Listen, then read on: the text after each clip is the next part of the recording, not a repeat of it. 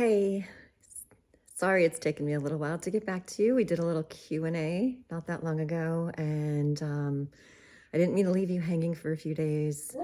Really wasn't doing great. Been sitting on the couch a lot, but then even when I got my energy back and they gave me an extra week off of my meds, my hands are starting to have issues again. All these really sore spots. And so I actually think this is the perfect time to answer some of your questions, because one of the questions was about, how do I know when I've had enough of a medication? I've had enough of this medication. So this medication is called Capecitabine, and it's tried and true for cancer. It's one of the older drugs, very reliable, but one of the side effects, and I've mentioned this before, is to have drying and roughness in the palms of your hands, nasty rash. That's not what's happening to me. I am getting these canker sores into the skin. 3 days ago, I woke up and every single crease felt like a paper cut. It's almost as if you're from the East Coast, I don't know if it's the same on the West Coast, but if you grab a bunch of stinging nettle and you just have those little fibers in your fingers that just burn, that's what this feels like. And so while that doesn't sound like that big of a deal, because you can use lotions and creams and whatever to mitigate this a little bit, I've been doing that for 3 days and I'm not finding a whole lot of relief. A lot of my pain is actually under the skin. And so any external remedy isn't working for me right now.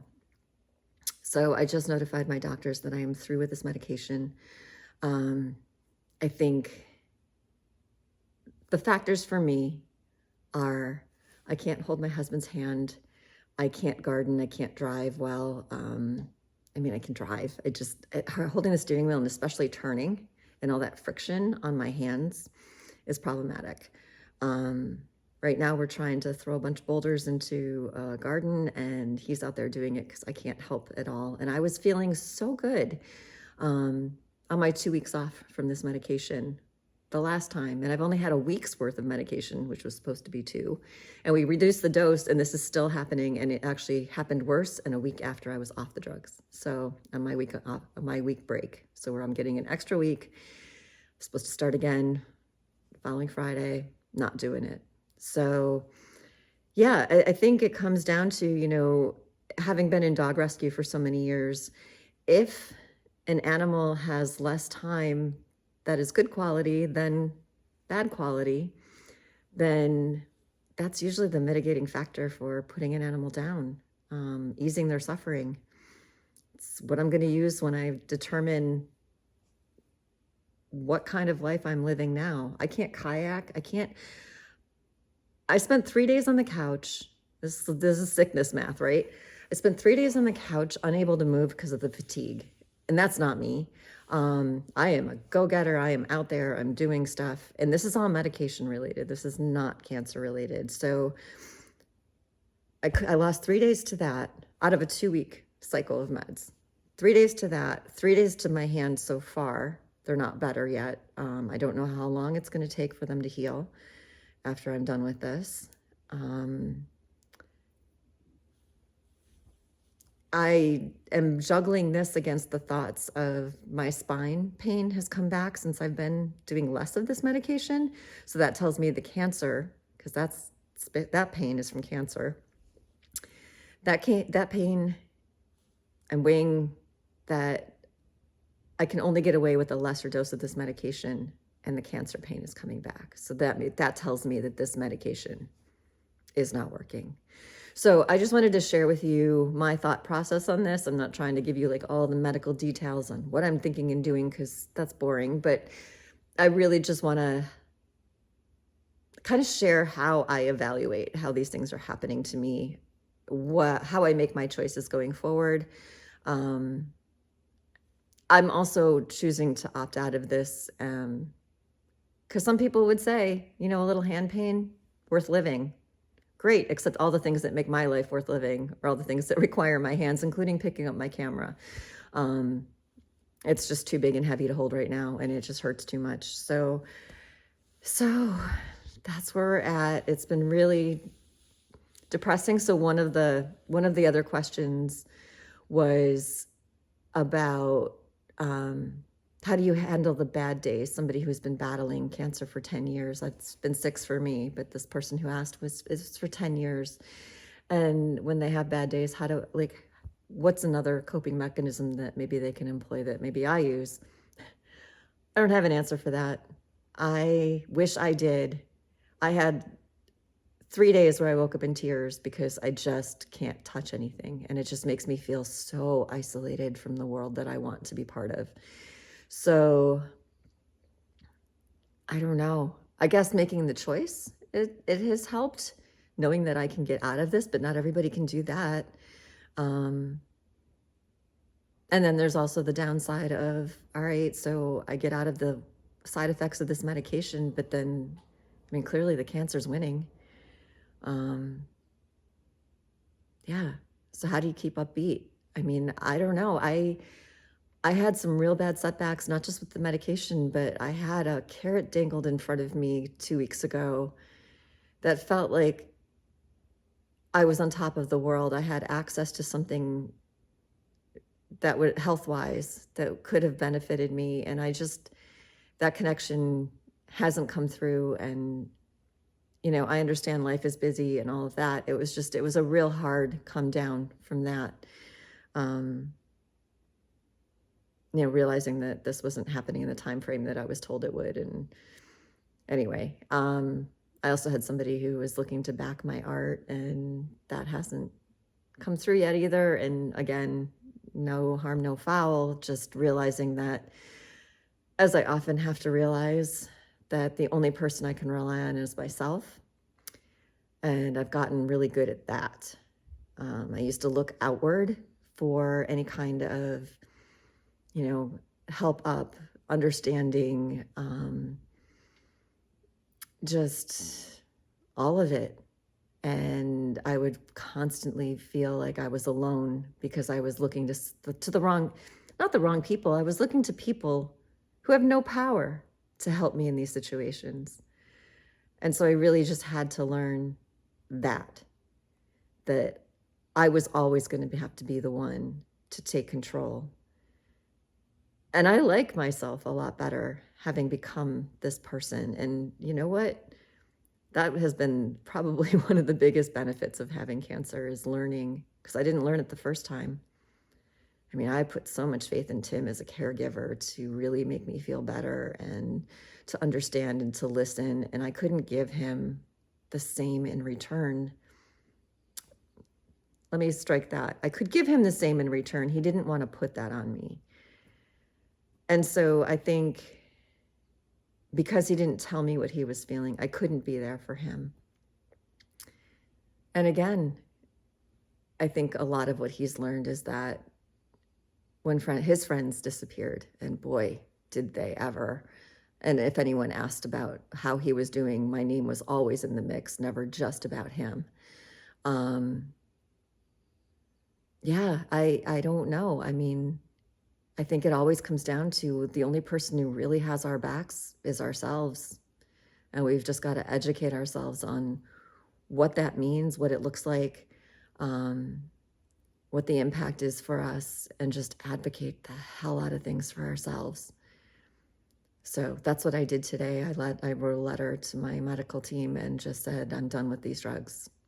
Not can we adjust them, not anything like that. I'm like, I'm getting worse instead of better. My body's not learning to tolerate this. It's actually having reactions further out from the break. So, I mean, that's on me. That's not for somebody else to decide. And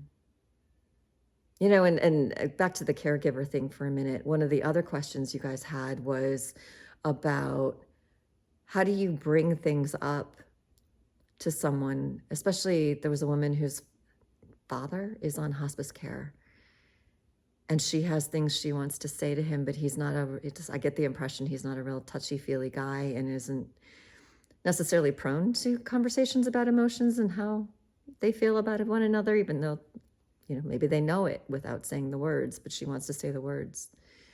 And all I can say is just do it. Just do it, because if you don't, you're going to regret it. And I think this is also a real hard thing to grasp, is that it feels so big when you're questioning how to make it happen, but at the same time, it doesn't have to be all or nothing. Like, you don't have to blurt out absolutely everything that you're feeling. Make it a conversation. Dad, I want to talk to you. There's some things I just want to say, and I'd really appreciate it if you'd hear me. See what his reaction is. If he's game, go forward. If he's not, hold back for a little while.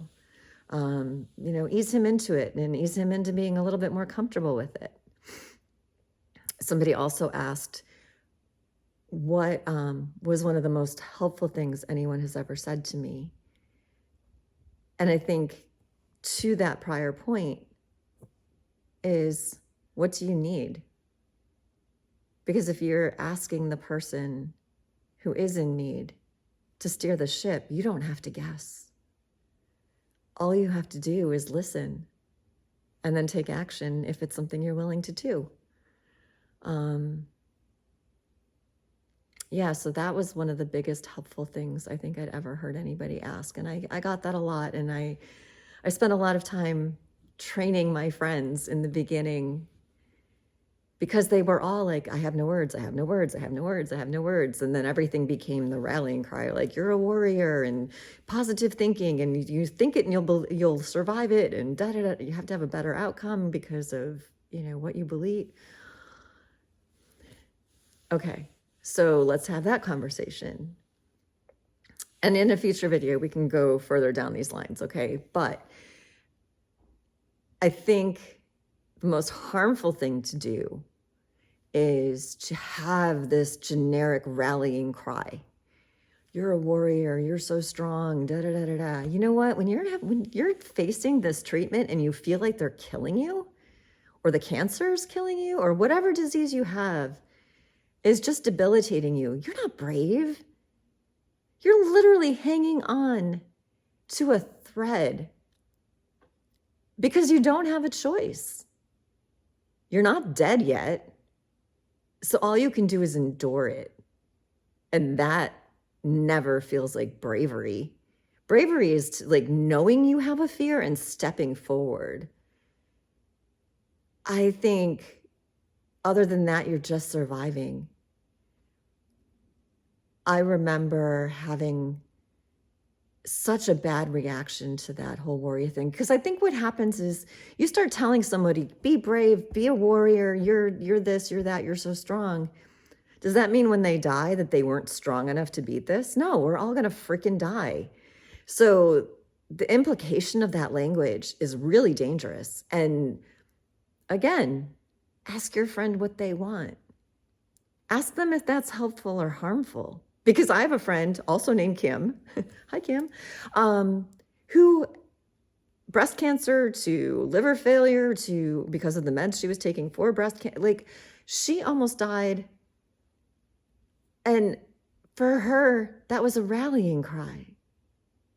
So all of this is based on my experience, okay? I'm telling you how things affected me. But I really, really, really want you to ask the person that you're looking to help what they want, what they need, what works for them. If you think you want to do something, like, use the rallying cries. Just ask them what they think about it first. Get the go-ahead.